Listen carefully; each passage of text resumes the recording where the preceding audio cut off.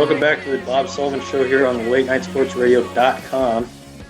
I'm again joined by DJ Christian, the Ernest Christian Radio Show. EJ, how are you doing? How are you doing since the 7-minute break? A little good. And it's funny, you the co-host show with me. You think you get this right? Yeah, I know. I'm sorry. Do you want here? Introduce yourself. Earnestly Speaking Radio Show. Earnestly Speaking. Damn it! Yeah, I screw that up every time. You know, because you have like 3 different shows, EJ, and you have like 3 different names. So what am I supposed to do? It's all limited to one now. Everything now is under the Earnestly Speaking moniker now. Everything's Earnestly Speaking. Everything's under one roof. I pretty much organized everything recently, so. Okay. Well, I promise not to screw it up again. But that's a promise. That's a promise I cannot keep. It's all good, brother. EJ. Okay, yeah. So I know that you're kind of into the, you're like me, where you dive deep into a TV series or something, and yeah. Right now, I just downloaded the app Crackle. I don't know if you've gotten into Crackle at all. Pretty much the same thing as Netflix. I had it before. Okay, so like it's free. They got the whole commercials and everything, but it's pretty much Netflix except for you don't have to pay for it. So right. I got into this series, Sequestered, which is about a jury that gets sequestered. Giveaway. Sorry, spoiler alert. They get sequestered into a hotel and they have to. There's a conspiracy and all this stuff, and it has Patrick Warburton, the guy who played Putty in Seinfeld. Really good series. TV, me and you, big into TV. What is, where is TV going? Do you think we're just heading, with all these Netflix shows, Hulu series, Crackle series, are we heading towards a thing where nothing is live anymore? It's just all binge watch, other than sports and breaking.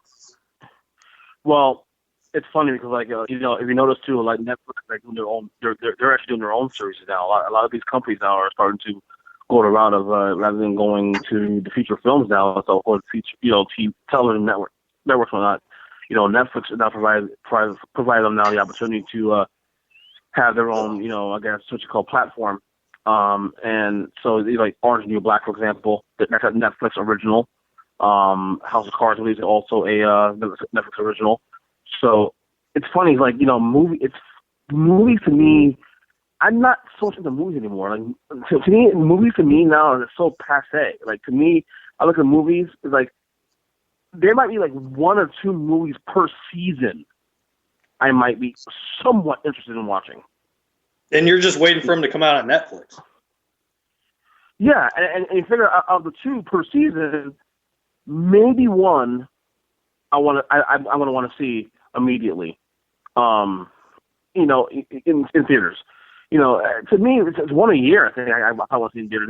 It's actually a blockbuster. And normally during the summer. But I mean, dude, I haven't gone to movies. Last time I went to the movies, I saw. I think what was that movie with that chick that the superhero, Army superhero, Kick-Ass 2. And I didn't even want to go to that. I went with my brother-in-law. He picked me to go because he wanted to ride there. So, but okay, well, I'll take you to the movies, whatever. You pay my ticket, that's all. But I haven't gone to movies since then. And I believe that was late last year. I think I go to movies like once every year now, if that.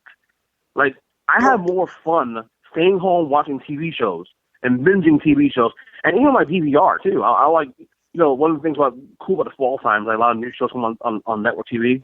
So my wife and I, we go through our DVRs now. We record these new shows. So there's a lot of new shows we started watching in the last couple of weeks, like Gotham and How to Make a Murder, Blackish, and all these other shows we just started out recently. And some are good, some are okay, but to me, it's about TV now. Movies to me are so passe now. Like I have no interest in going to the movies anymore. And even the movies that come on DVD, I mean, like it's like I forget they were on theaters in the first place. So I mean, it's just the tide is changing, man. It really is. Well, and the thing with TV versus movies is, okay, the only thing that I was like, okay, that I watched on Netflix where I was like, okay, I should have seen that in theaters, was one of the paranormal activity movies. Not the first one, because I saw that in theaters when I was younger. It was it was like the second or third one. And I was like, okay, that would have been scary in theaters. Watching it on my phone or my iPad is like, whatever. But you look at, movies like, okay, I'm getting 3 movies a year from Liam Neeson. I'm not complaining about that by any means. I think that's awesome. But by having that, I mean, you have the same actors every 3 months coming out with the same movie. And the same movie by Liam Neeson is Taken. Taken 1, Taken 2, Walk Among the Tombstones, which I thought was basically a Taken 3, but now they're coming out with a Taken 3, so I don't know what the hell is going on. With movies, it's same actors, same plots, sequels. I didn't even see Taken 2 yet. I saw Taken 1, not 2. Taken 1 was good, but I didn't see Taken 2. So, I'm actually intrigued first. I'm actually intrigued by Taken 3, though, because they're bringing in Forrest Whitaker, and he was, I don't know if you saw the series, but The Shield. Right. From FX, my number one show of all time. I talk about it. I used to talk about it all the time on your show. Talk about it all the time.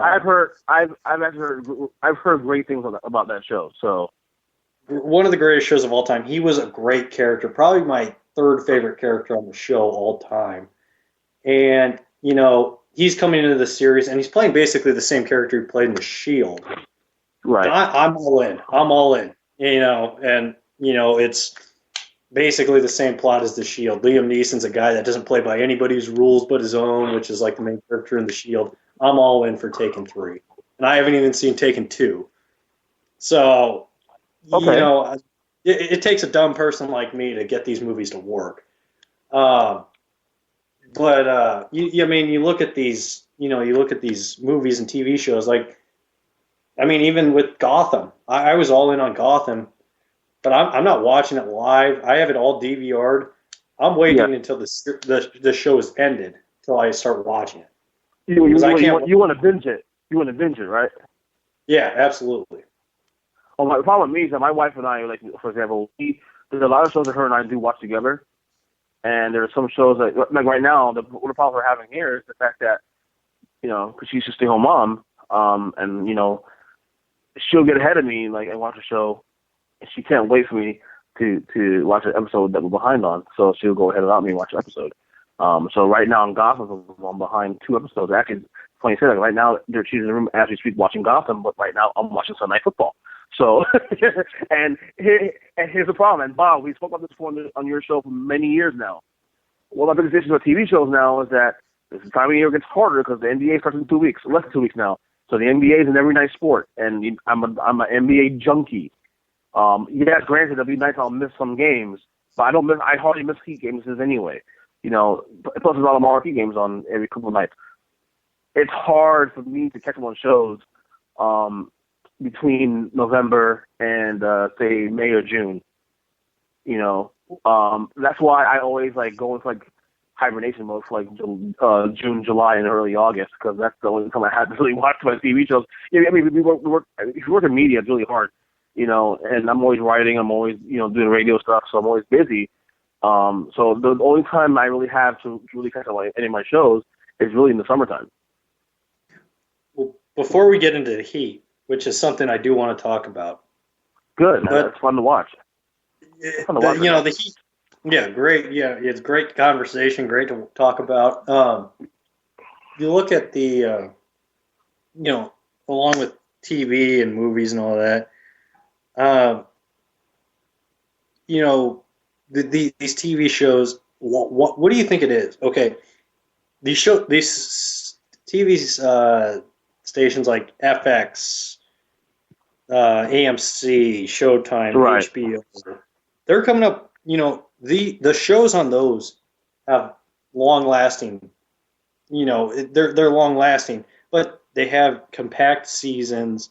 What I mean, network television. There's no good like okay, The Blacklist is fine. It's a good show, but it's like okay, that's a 22 episode season. Okay, also let me take you into 24. I was a huge fan of 24. I never watched it when it was on. I watched it all on Netflix and Amazon Prime. You look at these shows on network television, they got to refigure their system. 22 episode seasons don't work anymore. You cannot you cannot write a series around these 22-minute or these 22 episode series that are hour long. It doesn't work. Then you look at AMC, they got 13 episode seasons, 1 hour or 46 minutes. So you rather shorter content, but better quality as opposed to longer shows that go for like a year. But to me, and you're right. I'm a bigger fan of the. If you're gonna go 22 episodes a season, that's for sitcoms. Mm-hmm. Those be sitcoms doing that. Half an hour shows. Yeah. Look at Crackle.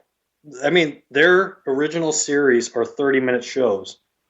Granted, they're like 12 episode seasons, 30-minute shows. People's attention spans are getting shorter. You cannot keep people around for 20 episodes. It's not happening. No, you're right. And the thing is, you do have some shows. I mean, there are some shows that can stand at the time. Like, okay, if you want to take my man card, you can. But I actually like Grey's Anatomy. Okay, I'm actually like those ABC shows. And those shows that's gone now to 11 seasons. Those shows go 22 episodes per season, and actually more than that, and they're hour-long shows. But they have a lot more creative plot lines to keep you hooked. But the majority of shows that do go an hour long and go 20-something episodes a season, a lot of the problems with those shows is there's too much filler material. After a while, it's kind of drawn out. You know what I mean? I like the AMC approach. I'd rather have more shows, less episodes, and have like a seasonal show like a Mad Men or, this is why I love HBO. HBO does it right. HBO, Showtime, those cable network shows, they do it right. Because their shows are seasonal shows, once a year. But they have enough good shows on their roster per year that while you miss a certain show, there's enough shows to keep you satisfied until that show comes back. I think that's where network television is kind of lacking. So I think the creativity now with TV needs to go more shorter series per season, but go seasonal for bringing newer shows, new content, rather than drag out these current shows. I agree with you. Unless it's a sitcom, Bob. And sitcoms should be going a long time, but that's different.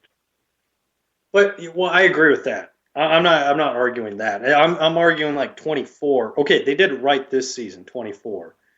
Maybe not right, but they did 12 episodes, 24-hour season. But I'm watching these 24-hour, the 24 series on Netflix and Amazon, and it's like, what the hell? Like, okay, the original plot ends at hour 18, and then they have 6 more hours to fill, and it's like, Jesus Christ! Like, it's like, what else do they have to do?